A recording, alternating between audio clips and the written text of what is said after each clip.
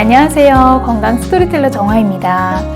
요즘 들어 다시 미세 플라스틱이 이슈가 되고 있는 건지 관련된 여러 기사들이 나오고 있는 것 같아요. 아무래도 코로나로 인해서 음식 배달이 늘어나고 또 플라스틱 소비량도 늘어나서이지 않을까 생각을 해보는데요. 그린피스 보고서와 환경부 보도자료에 따르면 2019년 기준 1년 동안 빨대는 9억 개 이상, 또 일회용 컵은 33억 개 이상 사용하고 빨대와 컵 외의 플라스틱 폐기물 배출량이 대략 58만 톤이 된다고 하니까 사용량이 정말 어마무시하긴 한 것 같습니다. 좀 더 와닿게 표현하면 개인당 평균 매주 신용카드 한 장 분량의 플라스틱을 섭취하고 있다고 추정된다고 합니다. 최소 100년에서 평균 500년 이상이 돼야 분해된다고 하는 이 플라스틱이 우리 몸속으로 들어와선 당연히 좋을 게 없을 듯한데요. 그런데 여태까지 대부분 미세 플라스틱과 관련된 내용을 찾아보면 플라스틱이 몸에 어떤 영향을 미치는지에 대한 구체적인 내용을 보기가 어려웠고 몸속 플라스틱이 어떠한 잠재적인 악영향을 줄 수 있다라는 모호한 기준을 가지고 플라스틱 줄이기에 힘써왔던 부분이 있었습니다. 그런데 최근 국제학술지 테나노스틱스에 올라온 내용에서는 미세 플라스틱의 유해성을 넘어서서 암세포 성장에 관여한다라는 연구 진행 결과가 나와서 여러분들께 이 내용을 소개를 해드리려고 합니다. 한국원자력의학원 김진수 박사 연구팀이 체내에 흡수된 미세 플라스틱이 암세포의 성장과 전이를 가속화시키고 또 면역 억제 단백질을 증가시키기도 하고요. 항암제의 내성을 일으켜서 위암을 악화시킬 수 있다는 것을 세계 최초로 규명했다라는 내용이었는데요. 연구 내용은 일회용품 등에 흔히 쓰이는 플라스틱 종류 중 하나인 폴리스틸렌을 위암세포와 함께 쥐에게 이식을 하고 어떤 변화가 일어나는지 관찰을 한 것입니다. 이때 위암세포의 변화를 볼 수가 있는데요. 폴리스틸렌, 즉 플라스틱에 노출된 위암세포는 노출되지 않은 세포에 비해 암세포가 74%나 빠르게 자랐다라는 연구 결과가 나온 것입니다. 뿐만 아니라 연구 결과 암세포가 커지는 것 이상으로 암세포의 전이에도 영향을 미쳤는데요. 미세 플라스틱에 노출된 위암세포의 전이는 최대 3.2배에서 11배나 더 많았고 종양을 생성하는 암줄기세포 유전자 또한 증가했습니다. 이에 더해서 암세포가 면역 시스템을 피하기 위해 만들어내는 면역 억제 단백질인 PD-L1 단백질은 최대 4.2배 증가한 결과가 나온 것인데요. 즉, 플라스틱의 노출로 인해 암세포가 커지고 전이를 일으킨 것뿐만이 아니라 위암의 표적 치료제인 항암제에서도 내성을 유발한다는 것을 함께 관찰할 수 있었습니다. 이 연구는 위암을 기준으로 한 연구였지만 미세 플라스틱이 암 종양의 크기와 전이 또 항암제에 영향을 끼친다는 점에서 유의미한 실험이었겠죠. 이 외에도 연구팀은 미세 플라스틱이 자폐 스펙트럼 장애를 또 유발한다는 사실을 규명하기도 했는데요. 병뚜껑 혹은 비닐, 지퍼백에 쓰이는 미세 플라스틱을 일정 기간 실험쥐에게 먹인 쥐의 실험을 바탕으로 사회성 지수를 평가를 했는데 연구 결과 모든 연령대의 실험쥐에서 사회성이 감소하고 강박적이고 반복적인 행동이 증가한 결과를 도출해낼 수 있었다고 합니다. 이런 최신 연구들을 통해서 미세 플라스틱이 몸속에 들어왔을 때 그냥 우리 몸속에 축적되어 쌓이는 것 이상으로 구체적으로 신체에 악영향을 줄 수 있다라는 내용을 담고 있는 만큼 채널을 보시는 환우님들이 생활 속에서 미세 플라스틱을 최대한 줄여야 하는 건 아무리 강조해도 지나치지 않은 부분인 것 같습니다. 그런데 사실 플라스틱을 완전히 없애는 삶을 살기란 거의 불가능에 가깝습니다.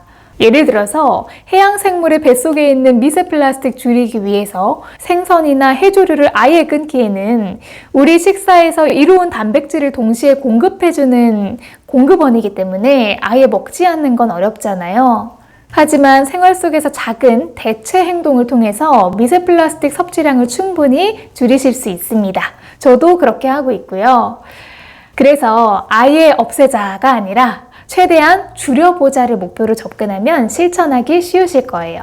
보통 미세 플라스틱의 위해성은 어디에 노출이 되어 있는지 아는 것에서부터 시작된다라고 합니다. 미세 플라스틱을 입으로 섭취하게 되는 다양한 원인 중에서 가장 대표적으로 소금을 예를 들 수가 있는데요.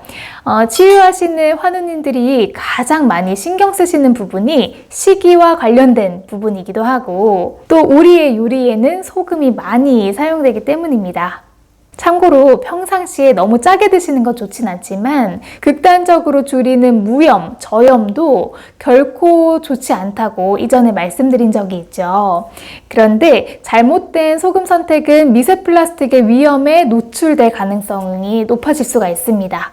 소금의 종류는 암염도 있고 천일염도 있고 등등 다양한데요.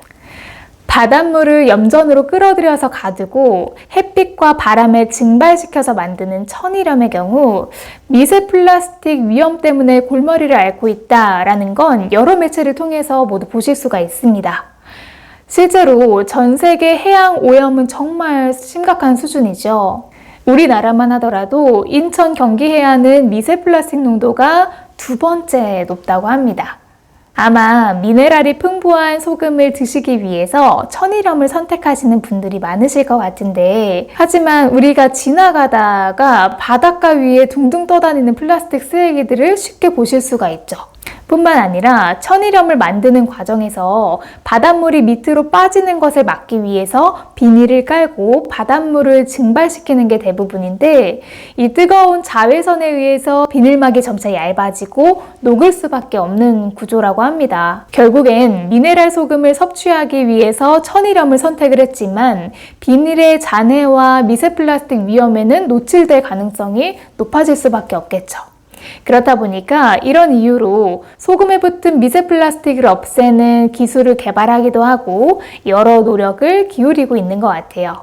그래서 우리는 안정성이 정확히 확보되기 전까지는 우리 식탁에 필수적으로 올라오는 소금, 어떻게 만들어지는지, 어디에서 만드는지 따져보실 필요가 분명히 있습니다.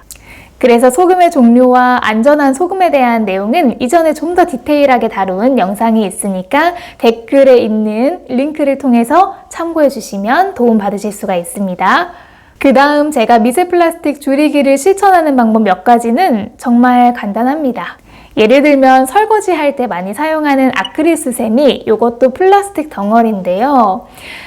이것도 한 3년 전부터는 천연 수세미로 바꿔서 사용을 하고 있고요. 또 저희 집의 경우에는 일회용 플라스틱 페트병 당연히 사용하지 않습니다. 예전에 한 캐나다 TV 프로그램에서 특집 방송으로 생수를 조사한 적이 있었는데 여기에서 플라스틱 오염이 확인이 되었고 그 중에서는 30개에서 50개의 생수에서 레이온과 폴리에틸렌이 검출되기도 했습니다. 수많은 생수 브랜드 가운데에서 비싼 물로 알려진 특정 브랜드의 물에서도 당연히 이 플라스틱이 발견됐다고 하는데 용기와 용기의 뚜껑을 만드는 이런 제조 과정 그리고 소비자한테 옮겨지는 과정에서 눈에 보이지 않는 미세 플라스틱이 녹아 들어간다고 추정할 수가 있겠죠. 그래서 웬만하면 저희의 경우에는 이런 일회용보다는 텀블러를 사용을 하고 있고요. 아무래도 쓰레기도 나오지 않고 미세 플라스틱 위험에서도 멀어질 수 있다고 생각하니까 좋은 방법인 것 같습니다. 또 저는 따뜻한 차 마시는 걸 너무 좋아하는데요. 이제 여름 되면 아이스 아메리카노 드시는 분들 굉장히 많으신데 저는 사실 한여름에도 따뜻한 차를 마실 정도로 즐겨 마시는 게 바로 뜨거운 차거든요. 그런데 아무리 몸에 좋은 유기농차라고 해도 티백에서 플라스틱이 나온다면 어떨까요? 이 티백은 종이의 재질을 강화하기 위해서 플라스틱의 일종인 폴리프로필렌으로 코팅을 하는 경우가 많다고 해요.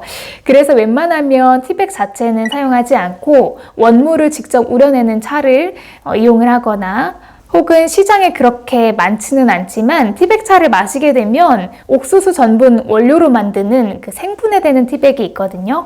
이런 걸로 대체해서 사용하려고 노력하는 편입니다. 제가 현재 사용하고 있는 미세 플라스틱 위험성에서 벗어나는 방법, 제가 말씀드린 것 이외에도 혹시나 또 다른 방법을 실천 중이다 하시는 분들이 계시다면 그 방법을 댓글로 공유해 주시면 많은 분들이 도움 받으실 수 있을 것 같습니다. 우리가 무분별하게 사용하는 미세 플라스틱은 결국 우리에게 되돌아와서 스스로 섭취를 하고 있고 또 우리 몸속에서 일정 부분 남아서 악영향을 미친다는 뚜렷한 연구 결과들이 계속해서 나오고 있습니다. 물론 아까도 말씀드렸지만 완전히 없애는 삶을 살기는 사실 거의 불가능에 가깝죠. 다만 우리의 건강에 단 1%라도 이점을 가져다 준다면 치유 중에 충분히 실천할 만한 가치 있는 습관이라고 생각합니다. 이 채널을 보시는 모든 분들 작은 생활 습관으로 건강함을 향해 한 단계씩 천천히 올라가셨으면 좋겠습니다. 네, 오늘의 내용은 이렇게 마무리하도록 하고요. 시청해주셔서 감사합니다. 항상 건강하세요.